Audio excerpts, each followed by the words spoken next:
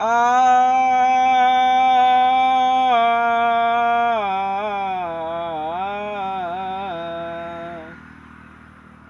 हम साइकिलाल भोजपुरिया यादव बारूद तूफान।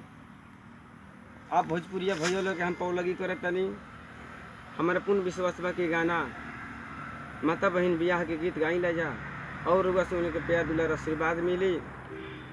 वीडियो अच्छा लागल तो लाइक सब्सक्राइब जरूर करम, कमेंट करम कि वीडियो हमनी के कैसन लागल और हमारे के पूरा समाज माने। राहुल बिहारी तूफान जी यहाँ के नाल देखम ढोलक नु तो गर्दा मच जाई। चलिए हम एगो गीत सुनावतानी।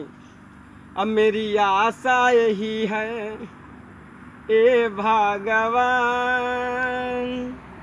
मेरी आशा यही है ए भगवान, अपनी कहानी तुझको सुनाया करूं। मेरी आशा यही है ए भगवान, मेरी आशा यही है ए भगवान, अपन कहानी तुझको सुनाया करूं। मेरी रोने से पहले, मेरी रोने से पहले रिझाया करूं। मेरी आशा यही है ए भगवान, मेरी आशा यही है ए भगवान। चली माता बहन लोग कैसे गाई ला जा।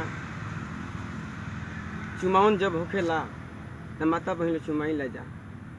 चुमाई ले हुरे सखिया धीरे धीरे, चुमाई ले हुरे सखिया धीरे धीरे। पहिला चुमावन में आमा चलली, पहिला चुमावन में आमा चलली। स्वागत के हीरा लुटाई ले हुरे सखिया धीरे धीरे, लुटाई ले हुरे सखिया धीरे धीरे।